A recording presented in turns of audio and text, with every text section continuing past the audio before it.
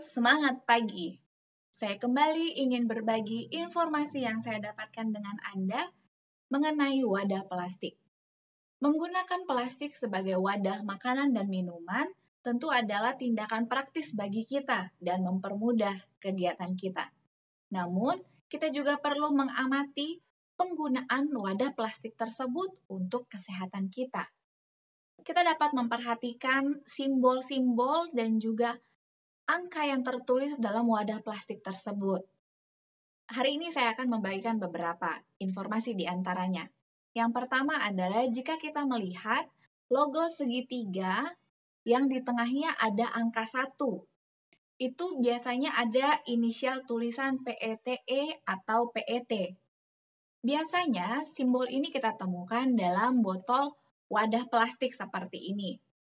Itu artinya menunjukkan informasi bahwa kita dapat menggunakan wadah tersebut untuk makanan dan minuman, namun hanya dapat digunakan untuk sekali pakai.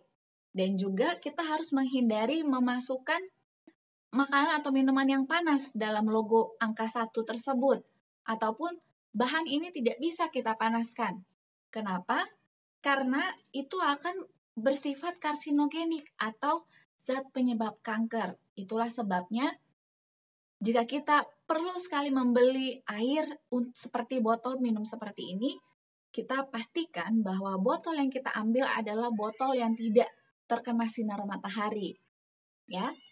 Lalu yang kedua adalah yang angkanya 2 di tengahnya.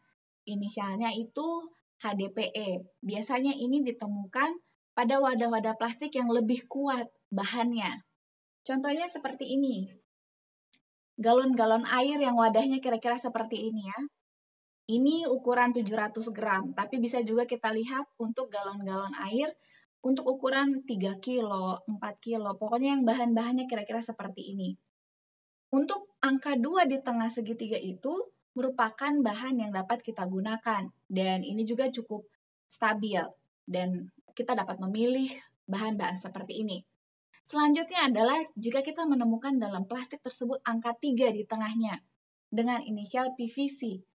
Bahan seperti ini tidak dapat kita gunakan untuk makanan ataupun minuman karena bahan plastik ini dapat menyebabkan penyakit, merusak hati dan ginjal kita, jadi sangat tidak dianjurkan.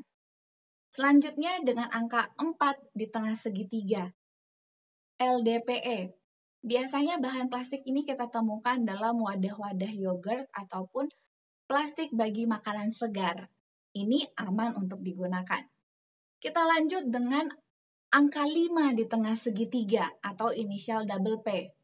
Ini adalah bahan plastik yang sangat dianjurkan kita gunakan dalam menyimpan makanan dan minuman. Karena ini sangat kuat dan stabil terhadap suhu. Nah, contohnya di tempat-tempat makanan yang sering dijual banyak. Juga seperti bahan-bahan seperti ini. Ini adalah wadah untuk puding, agar-agar, ataupun bolu. Bahan-bahan seperti ini aman digunakan untuk jangka waktu yang panjang. Itulah sebabnya bahan-bahan dengan kode angka 5 atau double P harganya lebih mahal dibandingkan bahan-bahan sekali pakai seperti ini. Iya ya. Kita lanjutkan. Lalu bagaimana dengan logo segitiga yang di tengahnya ada angka 6? Itu adalah bahan-bahan seperti styrofoam seperti ini. Ini juga termasuk campuran bahan plastik. Ini sebenarnya perlu kita hindari penggunaannya karena bahan seperti ini pun dapat merusak kesehatan kita. Jika digunakan terus-menerus, ini dapat mengganggu kinerja otak. Jadi triknya adalah jika memang kita perlu untuk membeli makanan di luar dengan menggunakan bahan seperti ini, biarlah kita mencari penjual makanan yang menggunakan daun pisang sebagai alasnya untuk sebagai perantara antara makanan dan styrofoam ini.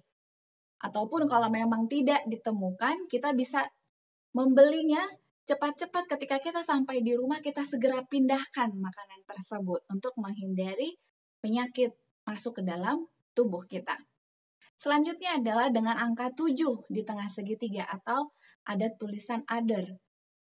Bahan seperti ini pun tidak dianjurkan kita gunakan karena memang tidak cocok untuk menyimpan makanan dan minuman. Selanjutnya adalah jika kita melihat ada logo gelas dan garpu pada bahan-bahan plastik. Ini artinya menjelaskan kepada kita bahwa wadah tersebut dapat kita gunakan untuk makanan dan minuman. Tapi jangan salah, banyak botol sekali pakai seperti ini pun memiliki logo gelas dan garpu. Itu artinya memang botol seperti ini dapat kita gunakan untuk minuman, tetapi hanya untuk sekali pakai. Lalu bagaimana dengan ada wadah plastik yang memiliki informasi BPA free? Itu menjelaskan kepada kita bahwa wadah tersebut tidak memiliki bahan kimia bifenol A yang tidak baik untuk tubuh kita. Saya bersyukur mendapatkan informasi seperti ini dari jaringan internet.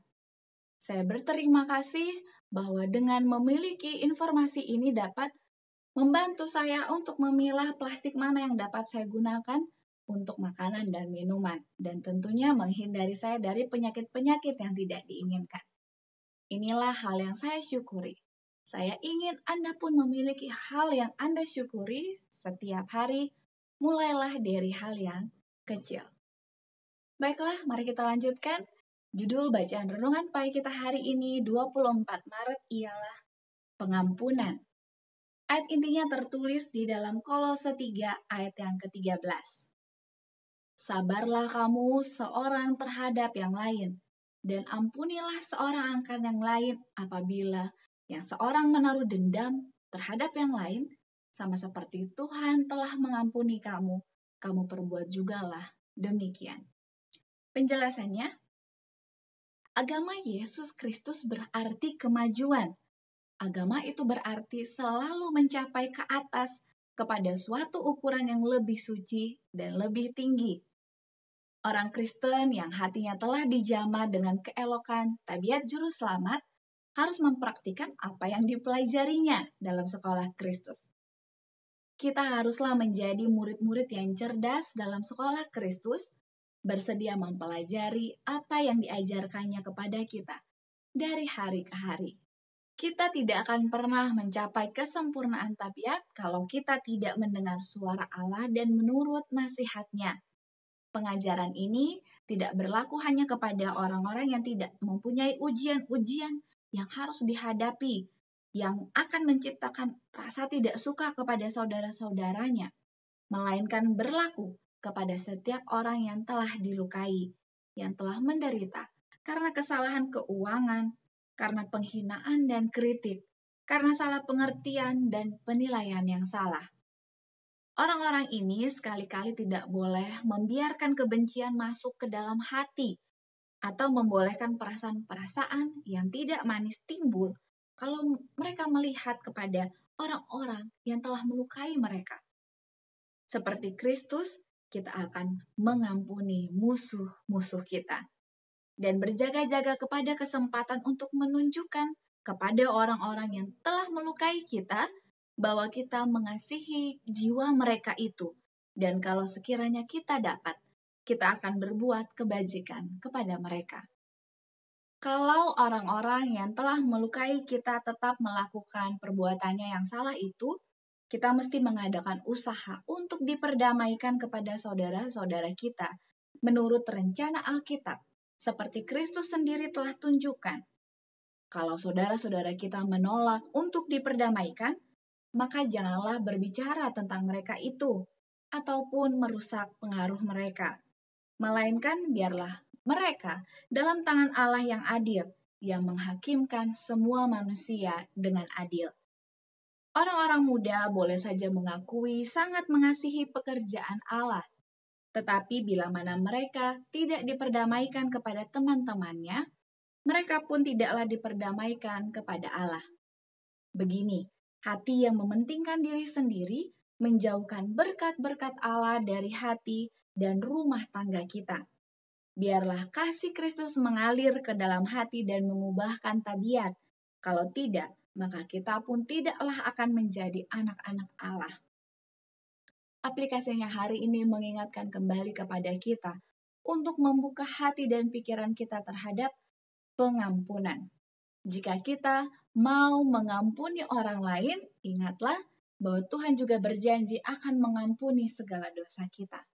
Mungkin tidaklah mudah, tapi biarlah dengan kuasa Roh Kudus kita minta pertolongan Tuhan untuk dapat membuat kita tidak membenci orang tersebut, melainkan memberikan pengampunan yang tulus kepada mereka. Mari kita coba mulai hari ini. Slogan kita, awali hari ini dengan renungan pagi. Berapa banyak di antara kita yang terus tekun di dalam doa? Jangan pernah berhenti berdoa meskipun rasanya lama sekali Tuhan menjawab doa kita. Percayalah akan ada waktu yang tepat yang terbaik, saatnya bagi Tuhan menjawab doa-doa dan keperluan kita. Berbicara kepada Tuhan tidaklah susah. Jika kita berbicara kepada seorang sahabat ataupun kepada orang tua, lakukanlah hal yang sama, berbicara kepada Tuhan.